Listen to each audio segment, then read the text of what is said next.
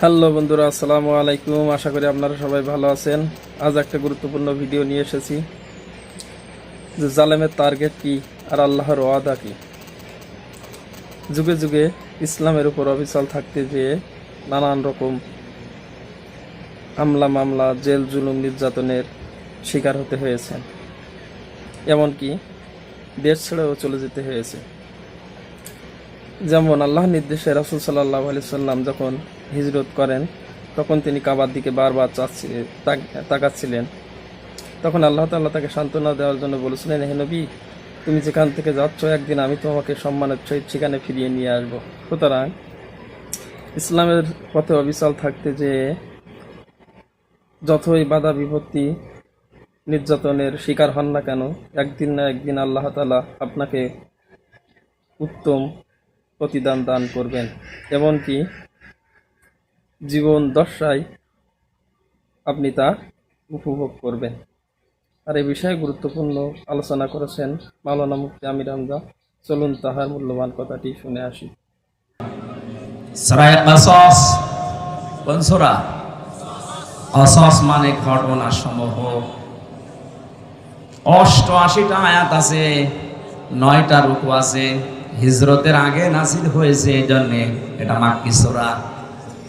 বিশ্বনবী মুহাম্মদ রাসূলুল্লাহ যেদিন মক্কা থেকে মদিনায় হিজরত করবেন, ওই দিন জোহফা নামক স্থানে বারবার কাবার দিকে তাকাচ্ছিলেন, ডাক দিয়ে বলছিলেন, কাবার মালিক, বড় আশা ছিল কাবার পাশে থেকে এই ঘরের খেদমত করব, কিন্তু এর নিষ্ঠুর সন্তানেরা আমার থাকতে দিল না, আমি চলে যাচ্ছি। আল্লাহ পাক ঠিক ওই সময় সূরা কাসাসের 85 নাম্বার আয়াতটা সহ পুরা কাসাস সূরাটাই ওই জায়গায় নাযিল করেছেন। এখানে কয়েকটা শিক্ষা বের হয়, ভালোভাবে শুনবেন যেহেতু ক্লাস চলছে। কোরআনে কারীম জানাচ্ছে, ইন্নাল্লাযী ফারাদা আলাইকাল কুরআনা লারাদ্দুকা ইলা মারাদ। আল্লাহ পাক বলেন, হে নবী, কাবার দিকে আপনার চাহনি, আপনার আকাঙ্ক্ষা, আপনার তাকানো দেখে আমি বুঝতে পেরেছি কাবার প্রতি আপনার ভালোবাসা। যান, আপনি মদিনায় চলে যান, আপনাকে আমি গ্যারান্টি দিলাম যেখান থেকে পাঠাচ্ছি আবার এই মক্কাতে আপনাকে আমি ফেরত নিয়ে আসব। জোরে বলেন সুবহানাল্লাহ।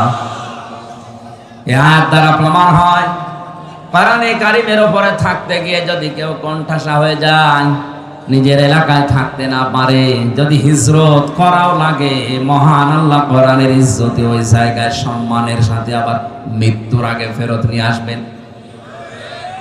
লা রাদ্দুকা ইলা মাআদ দিয়েছেন আল্লাহ, লামটা না দিলেও পারতেন।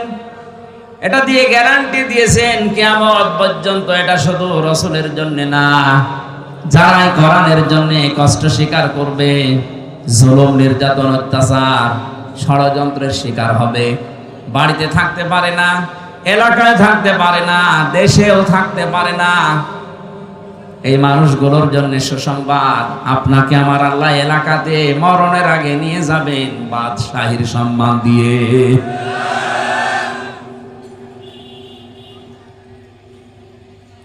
এই আয়াতগুলো নাযিল হওয়ার কারণে আমি 8টা পেয়েছি। তাফসিরে ফি জিলালিল কোরআনে 8টা ভাগে সূরা কাসাসকে ভাগ করেছে মুফাসসির। আমরা যেখান থেকে পড়েছি এখানে মাত্র একটা ইঙ্গিত দেওয়া আছে শুধু। খুব খেয়াল করে শোনেন, নবী যখন প্রচার করছিলেন কোরআনে কারীম, ওই সময় তাকে মেরে ফেলার জন্য একটা সিদ্ধান্ত নেওয়া হয়েছিল। দারুন নদওয়ার এই বৈঠকে, তার মানে আবু জেহেলের ওই সময় সংসদ ছিল দারুন নদওয়া। এই সংসদ ভবনে আবু জেহেল 24 জন তার পার্লামেন্টের যে সদস্য আছে তাদেরকে নিয়ে বসে তড়ি ঘড়ি করে সিদ্ধান্ত নিচ্ছিল মুহাম্মদ রাসূলুল্লাহর ব্যাপারে।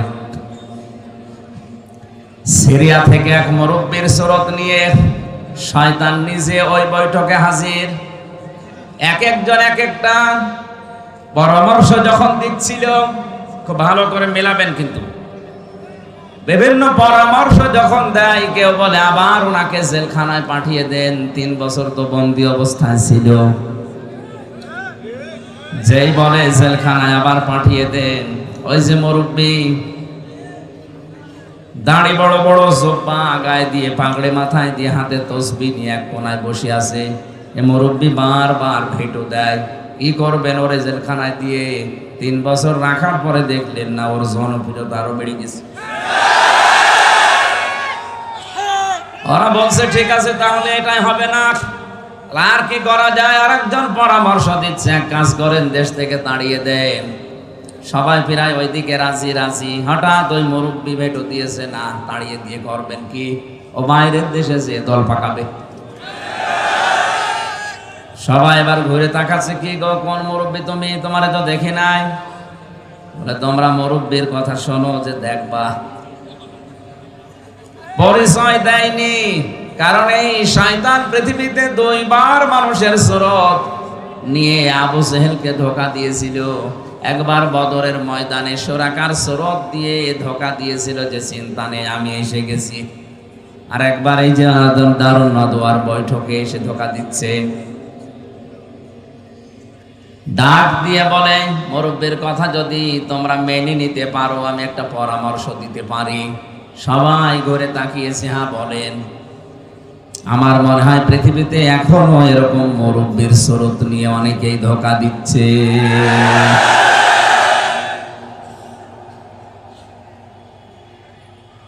পৃথিবীর কোন জালেমরা এত বড় বড় সিদ্ধান্ত নেয় না, কিন্তু আলেম নামে কিছু জালেম বড় বড় পাগড়ে নিয়ে, জব্বা নিয়ে, সিরিয়ার এই শয়তানের সুরত নিয়ে এসে এমন এমন তাক লাগায়, ঢাক দেয়, শেষে জালেমরা পর্যন্ত দিক দাঁড়া হারিয়ে ফেলে।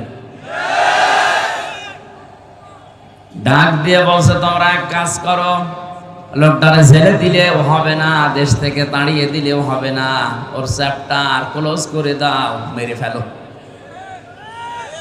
এখানে আমার ইবনে হিশাম বর্ণনা করছে, সিরাত ইবনে হিশাম যিনি লিখেছেন, তিনি বলেন এই যে 24 জন যারা বড় বড় নেতা, পার্লামেন্ট সদস্য, এই মুরব্বীর কথা শোনার পরে কেউ প্রতিবাদ করে নাই, সবাই নিশ্চুপ।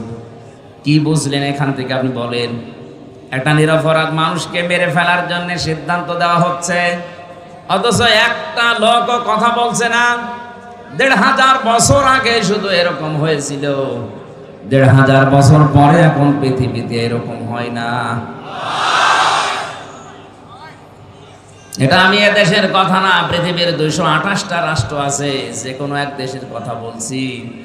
এমনও দেশ আছে বিনা কারণে একজন মানুষকে মেরে ফেলার সিদ্ধান্ত নেওয়া হচ্ছে, অথচ তামাম দেশের মানুষ সব নিশ্চুপ, কিছুই বলে না। আপনি আবার ঠিক বলে এই দেশের নাম মনে করি। আমি বলছি কোন দেশের নাম আমি নিজেও জানি না।